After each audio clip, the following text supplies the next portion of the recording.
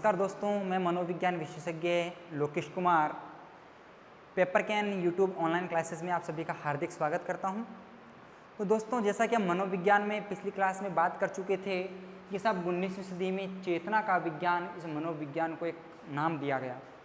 तो दोस्तों, इसके आगे अपन बात करते हैं कि मनोविज्ञान को जो चेतना का नाम मिला 19वीं सदी में, इसे कहा गया चेतना का विज्ञान और कहने वाला था विलियम वुंट। इसका समर्थन, इसका साथ देने के लिए कुछ लोग भी आकर के खड़े हो गए इसके सपोर्ट में। विलियम जेम्स हली, टीचनर, वाइव्स, ये सब इसके समर्थक थे जिन्होंने मनोविज्ञान को क्या मान लिया? चेतना का विज्ञान मान लिया। अब दोस्तों, चेतना का विज्ञान मानने में तो इन्होंने मान लिया, लेकिन इसका समर्थन भी करने वालों ने कर दिया। लेकिन अब कुछ मनोवैज्ञानिक ऐसे आए जिन लोगों की इस चेतना का नाम हजम नहीं हो पाया। उनको परेशानियां आने लगी कि साहब आखिरकार चेतना का नाम है, कैसे हैं, क्यों हैं, इसकी आलोचनाएं, बुराइयां, निंदाएं करने लगे। तो दोस्तों, इस चेतना की बुराई और निंदा और आलोचना करने वाले मनोवैज्ञानिकों में एक बहुत ही फेमस नाम आता है विलियम मैकडूगल का। कौन है? William McDougall. तो दोस्तों देखिए, ये जो आपका विलियम मैकडूगल है, इन्होंने एक पुस्तक लिखी थी और इनकी पुस्तक का नाम था outline of psychology. Outline of psychology. और दोस्तों ध्यान रखें, आपकी शिक्षक भर्ती के पहले एग्जाम्स में ये पहले पूछा भी आ चुका है कि आउटलाइन ऑफ साइकोलॉजी पुस्तक के लेखक कौन है? विलियम मैकडूगल है। तो दोस्तों, इसी मैकडूगल ने अपनी इस आउटलाइन ऑफ साइकोलॉजी पुस्तक में इस चेतना के विज्ञान की निंदा की थी। चेतना के विज्ञान की निंदा की थी। दोस्तों, और भी गहरा प्रश्न बता देता हूं कि चेतना के विज्ञान की निंदा इस पुस्तक में की गई, इस ग्रंथ में की गई। कितने नंबर पेज पर? तो दोस्तों ध्यान रखें, इस पुस्तक के 16 नंबर पेज पर। कितने नंबर पेज पर?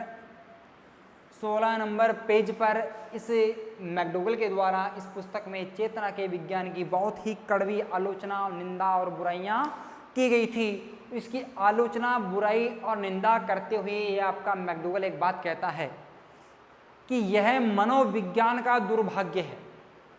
यह मनोविज्ञान का दुर्भाग्य है कि इस मनोविज्ञान के लिए इस चेतना जैसे शब्द का प्रयोग हुआ है।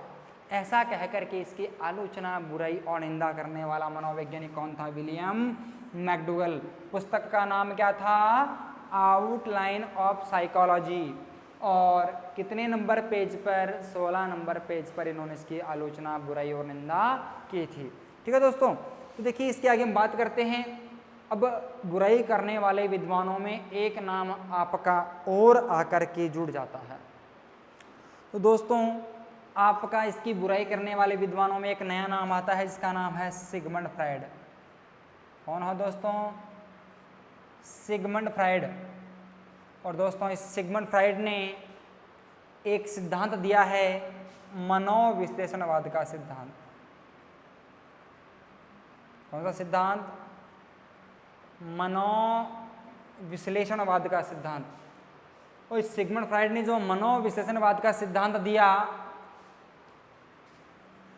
इन्होंने इस मनोविश्लेषणवाद के सिद्धांत में बालक के मन की 3 दशाएं बताई। चेतन मन, अचेतन मन और अर्धचेतन मन। चेतन, अचेतन और अर्धचेतन, ये मन की 3 अवस्थाओं की बात बताता है सिगमंड फ्रायड अपने मनोविश्लेषणवाद के सिद्धांत में। और देखिए दोस्तों, अब ये मन की 3 दशाएं हैं, जबकि मनोविज्ञान को यहाँ पर नाम दिया गया है चेतना का। तो साहब ये बात इसके हजम नहीं हुई फ्रायड के, और फ्रायड कह दिया कि विलियम वुंट महोदय, आप मुझे यह बताइए कि यदि आप मनोविज्ञान को केवल चेतना बताते हैं अगर आप मनोविज्ञान को केवल और केवल चेतना मानते हैं तो मुझे ये बता दीजिए कि ये अचेतन और अर्धचेतन फिर क्या है। अगर आप मनोविज्ञान को केवल चेतना का नाम देते हैं तो ये अचेतन और अर्धचेतन क्या है, आप मुझे इसको समझा दीजिए। मैं अपनी बातों को पीछे कर लूँगा, मैं आपकी बातों को स्वीकार कर लूँगा। लेकिन जब ये बात फिर से उठ कर के आई, फिर से इसके बारे में ये कोई व्याख्यान नहीं कर पाए। तो दोस्तों अब आपके सामने चेतन, अचेतन और अर्धचेतन, ये मन की 3 अवस्थाएं आ जाती है, जो किसने बताई है, सिगमंड फ्राइड ने बताई है।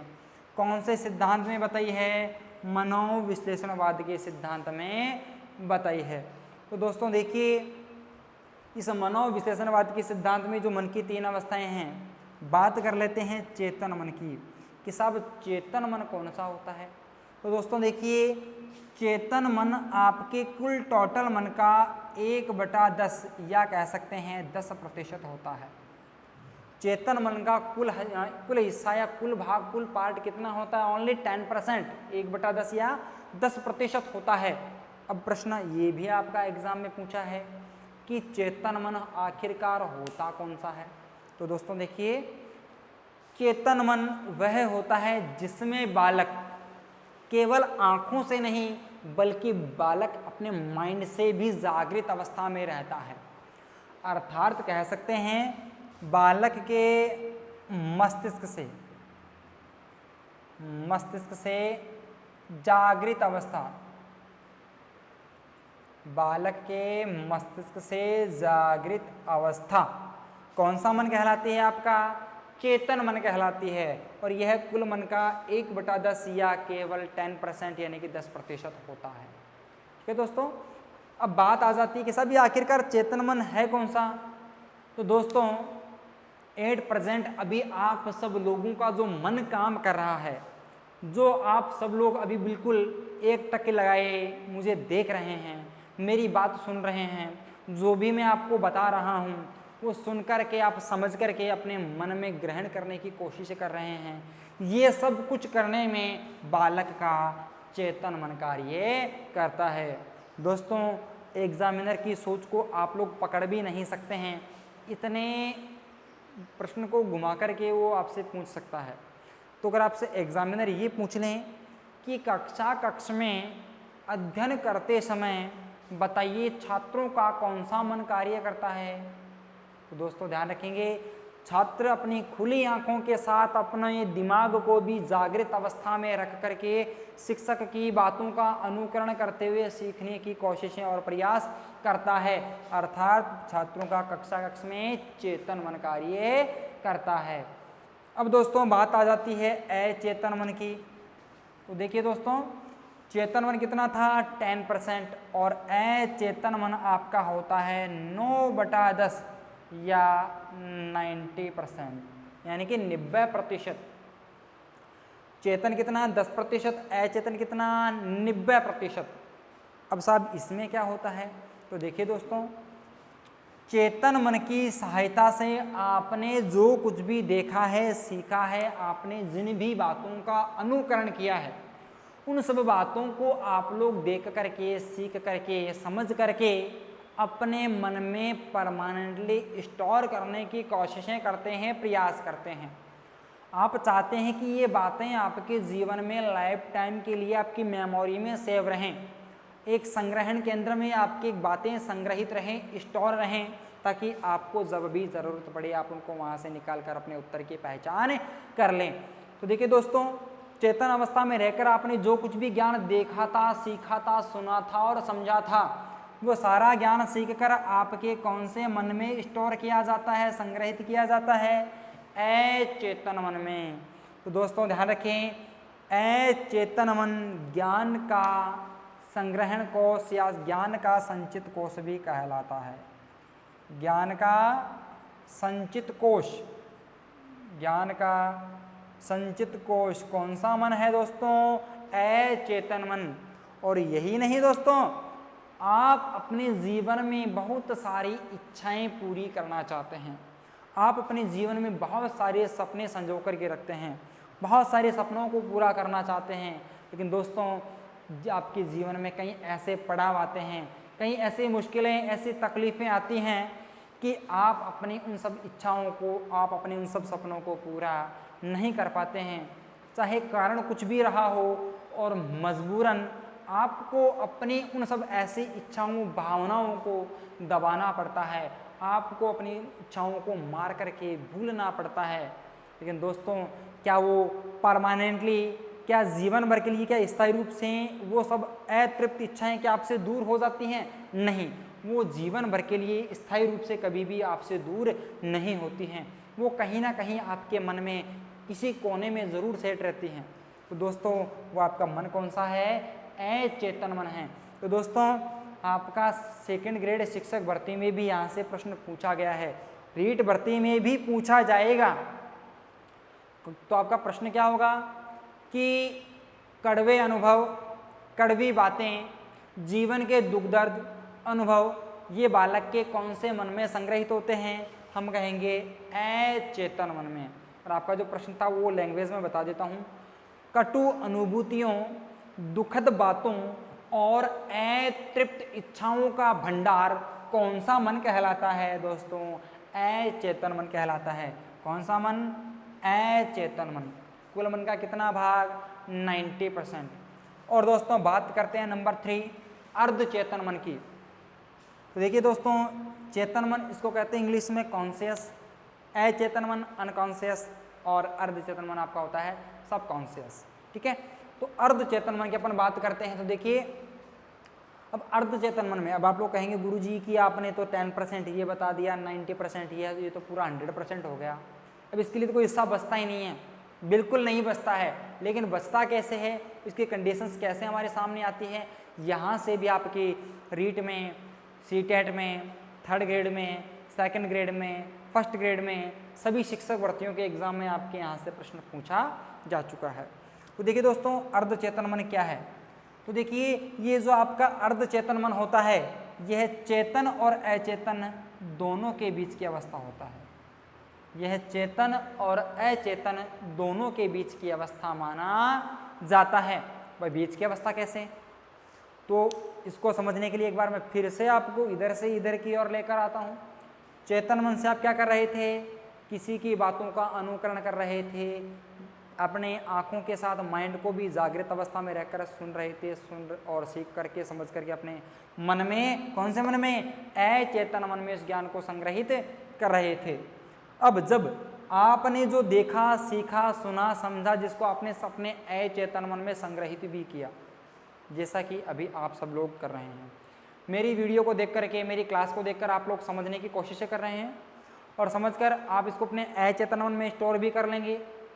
इसके बाद में आपके शिक्षा मंत्री जी ने बयान दिया है कि साहब वो सितंबर के महीने में रीट आपकी करवा के छोड़ेंगे। सब 2 सितंबर को अगर आपका रीट का एग्ज़ाम होता है, 2 सितंबर को आप पेपर में बैठते हैं, एग्ज़ाम सेंटर पे जाते हैं, OMR शीट आपकी आप सामने है, पेपर आपके सामने है, क्वेश्चन जैसे ही पढ़ा, प्रश्न को देखने के बाद अपने उत्तर को आप लगाना चाहते हैं, ऑप्शन होंगे 4 आपके सामने।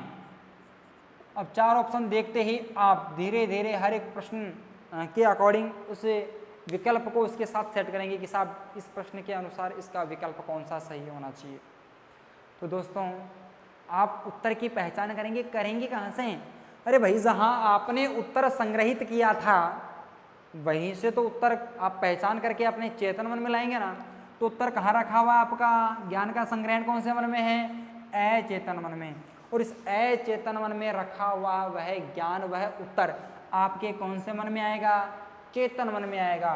तो अचेतन से चेतन मन में ज्ञान आते ही आप अपने उत्तर की पहचान कर लेंगे कि साहब ये मेरा उत्तर है, सर ने मुझे पढ़ाया था और मुझे बहुत अच्छे से याद है, मुझे याद आ भी गया। लेकिन कभी कभार ऐसा भी होता है कि जब बच्चा कक्षा में होता है, टीचर पूछता है कि बेटा मुझे मेरे इस प्रश्न का उत्तर बताओ, और बच्चा कहता है कि सर मुझे अभी याद था। बोले याद था तो बता। वो बताने की कोशिश करता है, हालांकि उसको उत्तर याद है, बताना चाह भी रहा है बच्चा, लेकिन उसके होठों तक आते आते उत्तर बार बार गायब हो रहा है, अर्थात वो उसको बिल्कुल होठों से बाहर नहीं ला पा रहा है, अर्थात उसका उत्तर कुछ समय के लिए क्या हो गया, वहाँ से विस्मृत हो गया है। अर्थात अचेतन मन में एकत्रित ज्ञान चेतन मन में आने से पहले कुछ समय के लिए विस्मृत हो जाता है, बच्चा हकलाने लग जाता है, उसको अटक अटक कर बोलने की कोशिश करने की कोशिशें करता है, अर्थात पूरी तरह से उत्तर सामने नहीं आ पाता है। ऐसी कंडीशंस आपका कौन सा मन होता है? अर्धचेतन मन। अर्थात हम कह सकते हैं कि याद की हुई बातों को अचानक से भूल जाना, अटक जाना और हकला जाना आपका अर्धचेतन मन कहलाता है। दोस्तों कौन सा मन कहलाता है? अर्धचेतन मन। और यही नहीं, आपके पिछले रीट भर्ती परीक्षा में, आपकी पिछली 3rd ग्रेड शिक्षक भर्ती परीक्षा में एक बहुत ही रोचक प्रश्न पूछा गया कि सिगमंड फ्रायड ने चेतन, अचेतन और अर्धचेतन इन मन की तीनों दशाओं की तुलना किसके साथ में की है? चेतन, अचेतन और अर्धचेतन मन की तुलना किसके साथ में की है? तो दोस्तों ध्यान रखें, इन मन की तीनों दशाओं की जो तुलना की गई है, पानी में तैरते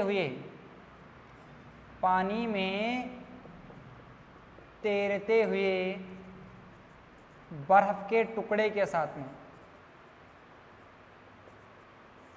पानी में तैरते हुए बर्फ के टुकड़े के साथ में इसे मनोविज्ञान आपका जो सिगमंड फ्रायड है, इसने मन की तीनों दशाओं की तुलना की है।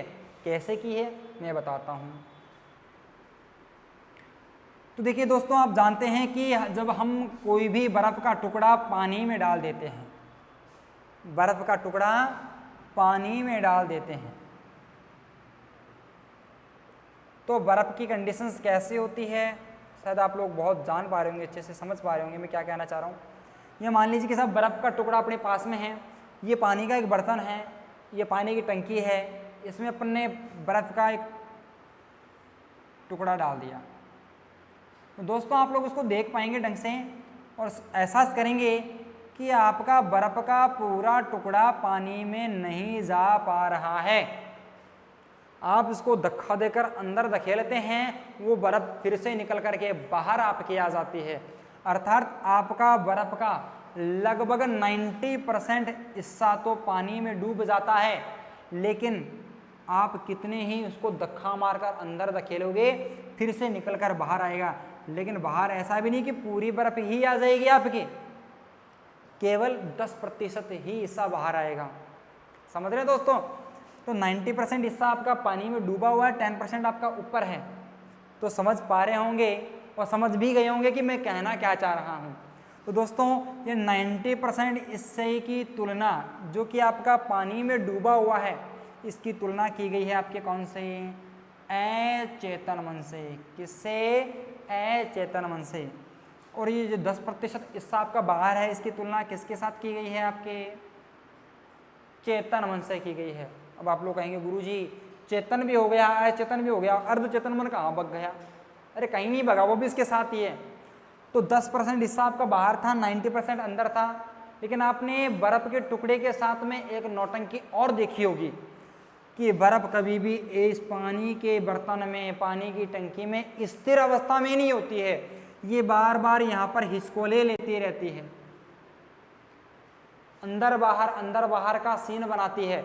अर्थात 10% हिस्सा पूरी तरह से बाहर है, 90% पूरी तरह से डूबा हुआ है, लेकिन यहाँ का जो हिस्सा हिचकोले ले रहा है, ये वाली स्थिति जो कि कभी अचेतन मन में कभी चेतन मन में होता है ना, ऐसा कि उत्तर तो हमने कहाँ रखा है? अचेतन मन में। लाना कहाँ चाहते हैं? चेतन मन में।